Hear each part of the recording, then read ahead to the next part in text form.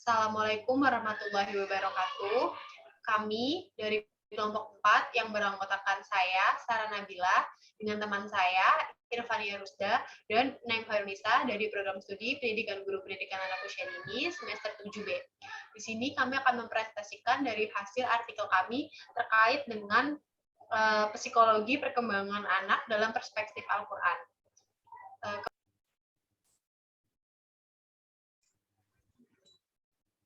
Untuk pendahuluan akan disampaikan oleh rekan saya. Untuk Neng Farunisa, dipersilakan. Baik, terima kasih Sarah Nabila. Yang pertama adalah di sini pendahuluan, di mana sesuatu yang baik dan sempurna akan membutuhkan proses yang cukup lama dan panjang untuk diwujudkan. Misalnya, tumbuhan. Untuk mendapatkan tumbuhan yang baik dan segar, pastinya tidak terlepas dari pemeliharaan yang baik sejak awal, yaitu ketika dalam pemilihan bibit, menanam, merawat, hingga membesarkannya, dan kemudian dapat dipetik hasilnya. Sama halnya dengan orang tua ketika menginginkan anaknya pintar, sehat, dan berbakat. Hal tersebut tidaklah terlepas dari adanya usaha maksimal untuk mendapatkannya melalui proses waktu yang panjang dan tidak mudah.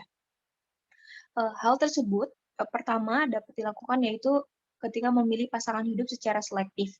Agus Dario mengungkapkan bahwa yang paling penting dalam pernikahan adalah bekerja keras untuk menjaga hubungan antara suami dan istri berjalan lancar dan menjaga anak sampai mereka dewasa dan tumbuh berkembang dengan baik. Nah, jika tidak menentukan hal tersebut, ada kemungkinan keduanya tidak akan bisa berdamai sehingga bercerai.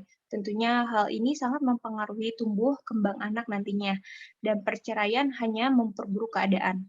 Maka dari itu, orang tua bertanggung jawab untuk memenuhi hak dan kewajiban anak dengan kesepakatan bersama, melindungi keluarga dari berbagai guncangan, dan menciptakan kondisi untuk pertumbuhan, perkembangan, dan kesejahteraan anak. Kedua, memahami proses kehamilan dan perubahan-perubahan pada anak, baik secara fisik maupun psikis. Oleh karenanya, para orang tua, pendidik, dan lingkungan anak sangat perlu untuk memahami proses pembinaan anak dalam semua rentang usia, lebih-lebih pada usia dini. Nah, yang ketiga, secara finansial untuk bisa menjamin memenuhi kebutuhan anak dalam pemenuhan gizi, pakaian, dan apapun yang dapat menjamin kenyamanan hidup anak. Anak sebagai amanah dari karunia Allah dan karunia dari Allah perlu disyukuri yang mendalam yang diwujudkan dalam ketulusan merawat, membimbing mereka sehingga mereka dapat tumbuh sebagai pribadi yang kuat, kepekaan sosial yang kuat, dan karakter yang kuat, yang tidak lain yaitu beriman kepada Allah, Sang Maha Pencipta alam dan seisinya. Orang tua memiliki peran yang sangat penting dalam perkembangan optimal anak-anaknya. Tahun pertama kehidupan seorang anak adalah periode yang sangat penting dan kritis. Keberhasilan tumbuh kembang anak pada usia dini sangat menentukan masa depannya. Namun permasalahannya adalah kebanyakan orang tua masih kurang memahami teori perkembangan anak. Tidak adanya bekal ilmu seseorang menjadi orang tua juga semakin mempersulit tugas orang tua dalam menangani berbagai permasalahan perkembangan anak. Ini tersebut telah menjadi perhatian yang sangat serius bagi para peneliti barat seperti Rousseau, Giselle Montessori, dan lain-lain. Namun, Al-Quran sudah terlebih dahulu merumuskan bagaimana psikologi perkembangan, salah satunya ialah firman Allah dalam Quran Surat Ar-Rum ayat 54, A'udzubillahi minasyaitonirrajim, Bismillahirrahmanirrahim, Allahul ladzi khalaqakum min dha'fin tsumma ja'ala min ba'di dha'fin quwwatan tsumma ja'ala min ti'batin quwwatin dha'fan wa saybah. Yakhluqu ma yasha'u wa huwal 'aliyyul qadir. Yang artinya Allah dialah yang menciptakan kamu dari keadaan lemah, kemudian Dia menjadikan kamu sesudah keadaan lemah itu menjadi kuat, kemudian Dia menjadikan kamu sesudah kuat itu menjadi lemah kembali dan beruban. Dia menciptakan apa yang dikehendakinya dan Dialah yang Maha Mengetahui lagi Maha Kuasa. Dalam ayat tersebut dijelaskan bahasan-bahasan yang berkaitan dengan psikologi perkembangan yang mencakup beberapa fase, diantaranya fase kanak-kanak, atau fase di mana kondisi mereka masih lemah disebabkan karena mereka masih bayi, fase balik, di mana pada fase ini seseorang sudah menjadi kuat dan memasuki usia dewasa. Fase usia lanjut secara psikologis ditandai dengan mulai tidak berfungsinya elemen fisikis seseorang seperti mulai pikun, sedangkan secara biologis ditandai dengan semakin lengahnya kondisi tubuh. Al-Quran memberikan pedoman bagi umat Islam dalam berbagai lini kehidupan, termasuk anak. Melalui tulisan ini, penulis akan membahas bagaimana psikologi perkembangan anak perspektif Al-Quran. Dengan metode penelitian, yaitu metode penelitian yang digunakan, yaitu penelitian ini menggunakan penelitian systematic review dengan menggunakan metode kualitatif dengan teknik metasintesis. Pendekatan yang digunakan dalam penelitian ini adalah pendekatan meta-etnograf, yakni dengan merangkum berbagai hasil penelitian yang relevan secara naratif agar dapat mengembangkan teori yang baru untuk melengkapi teori-teori sebelumnya. Penelusuran ini dilakukan pada tanggal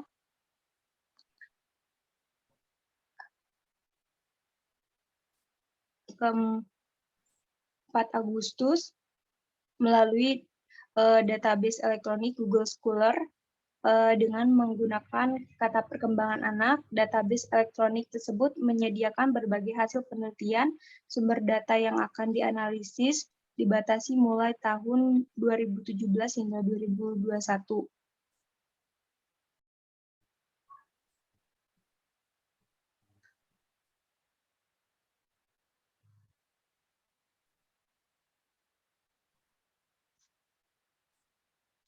Selanjutnya, kriteria seleksi berdasarkan hasil penelusuran yang telah dilakukan.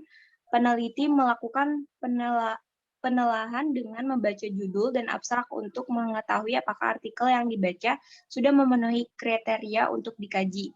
Kriteria yang digunakan yaitu artikel penelitian membahas tentang perkembangan anak, artikel kedua, artikel membahas tentang Al-Quran mengenai perkembangan anak. Yang ketiga, artikel berisi laporan hasil penelitian. Yang keempat, artikel ditulis dalam bahasa Indonesia. Peneliti memperoleh 8 artikel publikasi yang relevan untuk dikaji. Analisis peneliti melakukan identifikasi, evaluasi, dan interpretasi terhadap semua hasil penelitian yang relevan terkait dengan kepribadian hardiness. Tujuan penelitian ini untuk mengetahui bagaimana psikologi perkembangan anak perspektif Al-Quran. Peneliti mengumpulkan 8 artikel publikasi yang relevan untuk dikaji dan membuat rangkuman hasil penelitian yang terdiri dari nama peneliti, tahun publikasi, alat ukur yang digunakan, serta hasil penelitian. Berdasarkan hasil tersebut, peneliti membuat kesimpulan mengenai psikologi perkembangan anak perspektif Al-Quran. Selanjutnya akan dijelaskan oleh Irfania Rusda. Dipersilakan. Terima kasih kepada Neng Nisa. Selanjutnya yaitu hasil dan pembahasan. Poin A yaitu psikologi perkembangan. Yang pertama, pengertian psikologi perkembangan. Menurut Sakinah Daulay pada tahun 2015 halaman 62 mengatakan bahwa psikologi perkembangan adalah cabang psikologi yang secara khusus membahas terkait fisik, kognitif maupun psikososial yang dialami oleh seseorang dari masa konsepsi hingga akhir hayatnya. Oleh sebab itu, psikologi perkembangan ini sangat penting untuk kita ketahui agar kita dapat mengukur sejauh mana tahapan perkembangan yang telah kita lalui. Banyak yang mengira bahwa perkembangan sama dengan pertumbuhan. Padahal jika kita ketahui lebih dalam, pertumbuhan dan perkembangan sangatlah jauh berbeda. Pertumbuhan berkaitan dengan angka dan dapat terlihat secara langsung seperti tinggi badan, berat badan, dan lain sebagainya. Sedangkan perkembangan lebih kepada peningkatan fungsi yang terjadi karena pertumbuhan yang dialami seseorang. Dalam perkembangan, kita mengenal dengan peningkatan dan kemunduran. Peningkatan dapat terjadi ketika individu mendapatkan stimulus atau rangsangan yang tepat, sedangkan kemunduran dapat terjadi karena individu kurang ataupun bahkan tidak mendapatkan stimulus yang seharusnya. Selanjutnya yaitu psikologi perkembangan anak berdasarkan Al-Quran. Al-Quran dan As-Sunnah merupakan tuntunan kaum muslimin dalam menjalankan kehidupan. Segala perintah maupun larangan yang ada dari dua sumber di atas harus selalu kita taati dan patuhi. Seperti yang kita ketahui, Al-Quran merupakan sumber pengetahuan yang membahas berbagai fenomena yang terjadi baik di muka bumi ini, baik itu yang membahas tentang dunia maupun akhirat. Dalam hal ini, Al-Quran juga membahas tentang kehidupan manusia, termasuk di dalamnya perkembangan yang terjadi pada diri manusia. Beberapa ayat Al-Quran yang membahas tentang perkembangan manusia dalam hal ini perkembangan anak yaitu yang pertama yaitu surat Al-Mu'minun ayat 12-14 yang artinya dan sesungguhnya kami telah menciptakan manusia dari suatu saripati berasal dari tanah. Kemudian kami jadikan saripati itu air mani yang disimpan dalam tempat yang kokoh atau rahim. Kemudian air mani itu kami jadikan segumpal darah. Lalu segumpal darah itu kami jadikan segumpal daging. Dan segumpal daging itu kami jadikan tulang belulang. Lalu tulang belulang itu kami bungkus dengan daging. Kemudian kami jadikan dia makhluk yang berbentuk lain. Maka Maha Suci Allah, pencipta yang paling baik. Dalam ayat ini Allah menciptakan dari beberapa manusia dari beberapa proses. Yang pertama saripati tanah. Maksud saripati tanah di sini adalah Nabi Adam alaihissalam. Yang kedua yaitu periode air mani yang membentuk sebuah ovum atau nutfah. Yang ketiga periode nutfah yang berubah menjadi alaqah. Yang keempat, periode alaqah yang berubah bentuk menjadi segumpal daging atau mudghah. Yang kelima, periode mudghah yang berubah menjadi tulang belulang atau idam. Yang keenam, periode idam berubah bentuk menjadi tulang belulang yang dibungkus dengan daging atau laham. Proses yang terjadi pada manusia ini diceritakan pula dalam sebuah hadis yang berbunyi, dari Abdullah berkata, Rasulullah SAW bersabda, sesungguhnya setiap orang dari kamu terkumpul masa kejadiannya di dalam perut ibunya.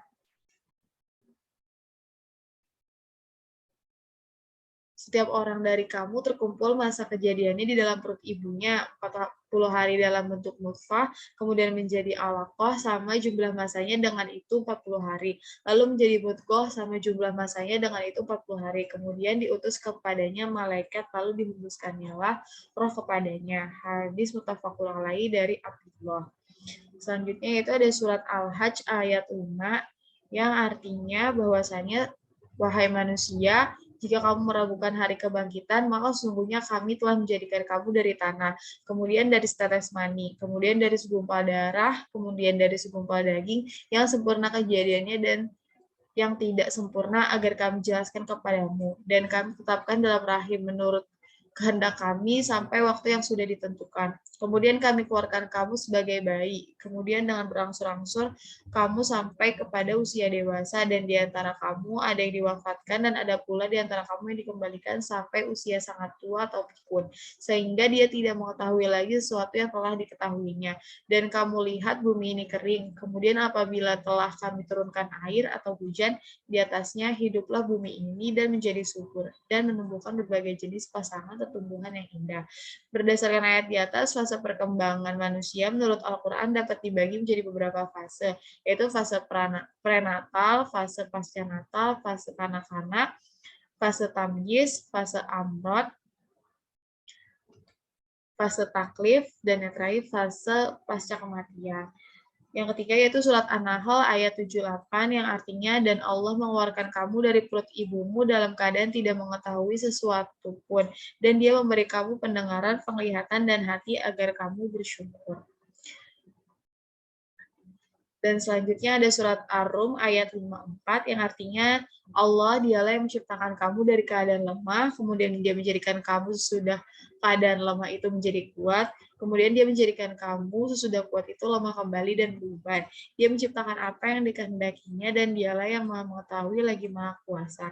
Dalam ayat tersebut dijelaskan bahasan-bahasan yang berkaitan dengan psikologi perkembangan yang mencakup beberapa fase, diantaranya fase kanak-kanak atau tifel, atau fase di mana kondisi mereka masih lemah disebabkan karena masih bayi. Fase balik di mana pada fase ini seorang sudah menjadi kuat dan memasuki usia dewasa.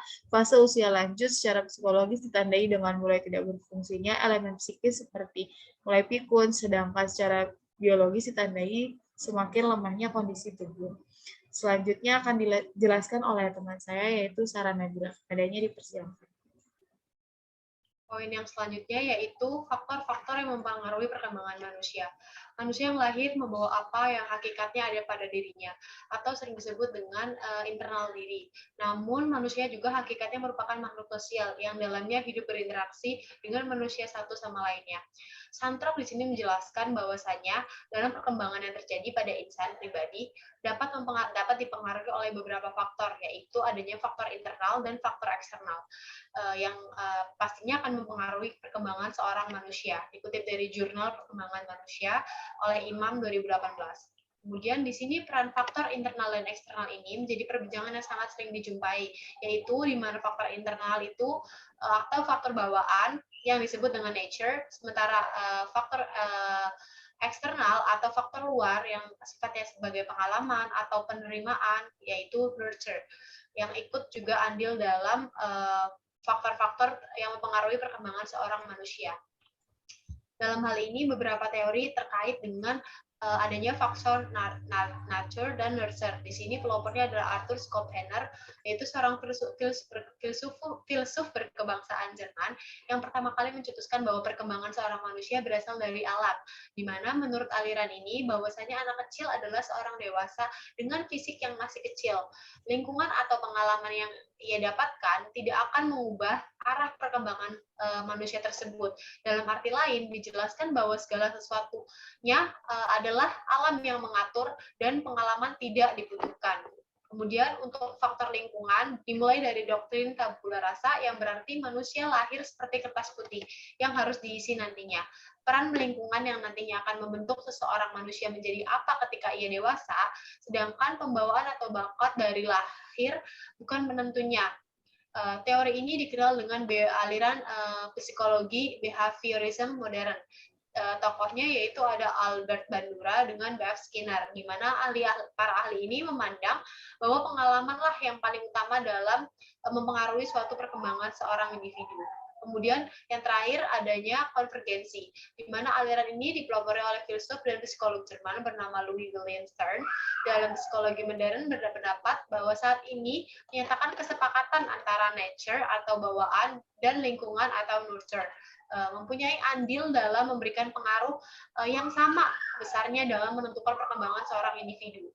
Psikologi perkembangan atau kepribadian seseorang merupakan suatu transaksi antara individu baik dengan dirinya sendiri maupun dengan lingkungannya. Jadi dalam diri seseorang itu memang ada hal-hal yang mungkin sulit atau tidak mungkin untuk diubah, namun apabila pribadi tersebut mengupayakan melalui lingkungannya yang nantinya mampu menerima dirinya, akan menjadi seorang individu yang mampu merubah melalui lingkungannya. Kemudian ditegaskan pula dalam hadis An-Nuhbiyati dari Abu Hurairah radhiyallahu anhu bahwasanya Nabi Muhammad SAW bersabda, setiap anak yang lahir dilahirkan dalam keadaan fitrah, maka orang tualah yang menjadikan ia Yahudi, Nasrani, atau Majusi. Konsep yang ada pada diri manusia sejak mereka lahir atau fitrah pembawaan dalam hadis di atas yang berkaitan dengan penciptaan manusia. Sebagaimana bahwa apa yang telah merupakan potensi dasar sejak lahir. Kemudian, jadi dapat disimpulkan bahwasanya Islam juga menyadari bahwa faktor internal dan eksternal ini sebagai potensi pembentuk suatu perkembangan yang mempengaruhi pada psikologi kepribadian seseorang. Namun, faktor lain dalam perspektif Islam yang tak kalah berpengaruh yaitu hidayah dari Allah Subhanahu wa taala sebagai suatu penggerak yang membantu dalam menentukan kepribadian. Sebagai contoh, seorang anak apabila sudah bersikap tidak baik dari kecil, namun sepanjang manusia berpikir dan hidayah yang Allah berikan, maka Allah akan menentukan jalan seseorang itu ke jalan yang benar dan pada pribadi yang lebih baik.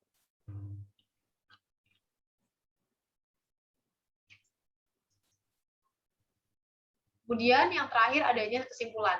Dari paparan tersebut yang perlu digarisbawahi bahwasanya perkembangan anak dipengaruhi oleh beberapa faktor yang bersifat kompleks dan saling ada berkaitan seperti faktor lingkungan, faktor potensi bawaan, faktor keturunan, dan bahkan takdir Tuhan itu sendiri. Dalam Al-Qur'an terdapat beberapa ayat yang menunjukkan tentang hakikat perkembangan perkembangan anak itu sendiri. Maka dari itu, perkembangan yang terdapat dalam Al-Quran dicoba dikomparasikan dengan disiplin ilmu psikologi, di mana dengan dilakukannya kajian ini akan memberikan wawasan baru mengenai konsep perkembangan manusia yang dihasilkan oleh para ilmuwan Barat sebenarnya sudah tersirat dalam ayat-ayat Al-Quran.